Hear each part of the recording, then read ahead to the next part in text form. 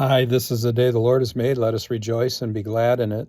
Our devotion for today, January 28th, 2022, is from the Gospel of John, chapter 6, verses 1 through 14. Verse 1. After this, Jesus went away to the other side of the Sea of Galilee, which is the Sea of Tiberias.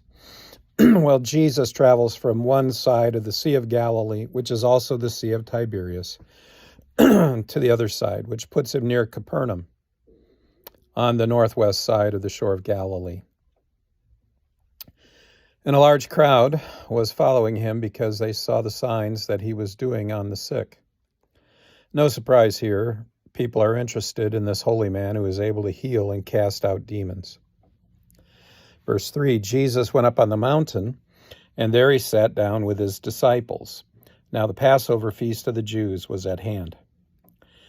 Instead of eating the Passover feast in Jerusalem, Jesus is going to share the Passover feast with this large group of people on this mountainside. Verse 5, lifting up his eyes then, and seeing that a large crowd was coming toward him, Jesus said to Philip, "Where are we going to buy bread so that these people may eat?"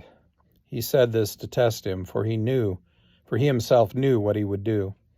Philip answered him, 200 denarii worth of bread would not be enough for each of them to get a little. So Jesus asked Philip where they're going to buy bread to feed all of these people, even though Jesus knew he wasn't going to need money to buy bread. Philip tells Jesus that, even 200 denarii would not be enough to buy the bread necessary to give each of them just even a small bite. Verse 8, one of his disciples, Andrew, Simon Peter's brother, said to him, "There is a boy here who has 5 barley loaves and 2 fish, but what are they for so many?" Andrew tells Jesus that a boy who is with them has 5 barley loaves and 2 fish, but he says it as if to underscore how ridiculous their situation is.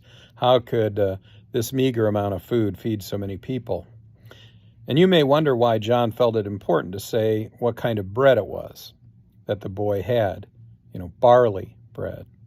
Well, in the ancient world, wheat bread was a luxury and was eaten by the wealthy.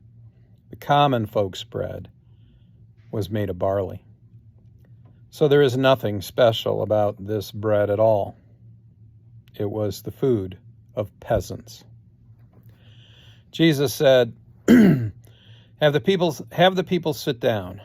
Now there was much grass in the place, so the men sat down, about 5,000 in number. Jesus then took the loaves, and when he had given thanks, he distributed them to those who were seated. So also the fish, as much as they wanted. In a precursor to the Passover meal, the last Passover Jesus would share with his disciples, Jesus has the people sit down, and they do. And then we're told that there are 5,000 of them. And then Jesus, we're told, takes the loaves of bread and he blesses them by giving thanks to his Father for them. And then they were distributed among the people, much as Jesus did with the bread that he had blessed on that last Passover meal with his disciples. The fish were also blessed and distributed. All ate as much of the bread and fish as they wanted. Jesus is the Messiah. His kingdom of abundance is revealed once again, like the water turned to abundant wine at the wedding in Cana.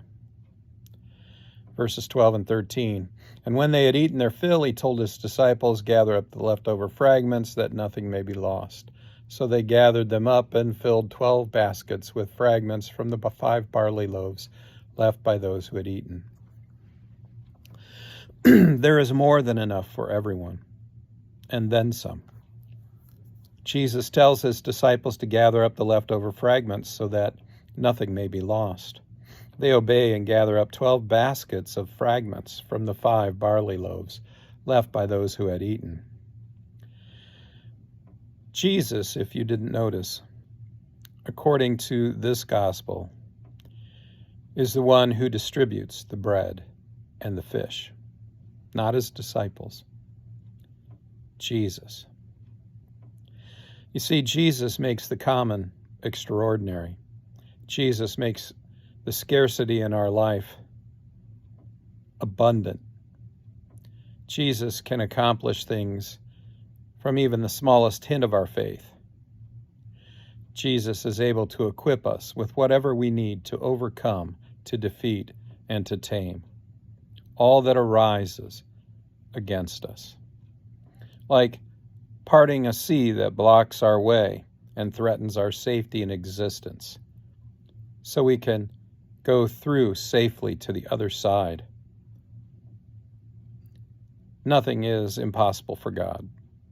Nothing is impossible for Jesus.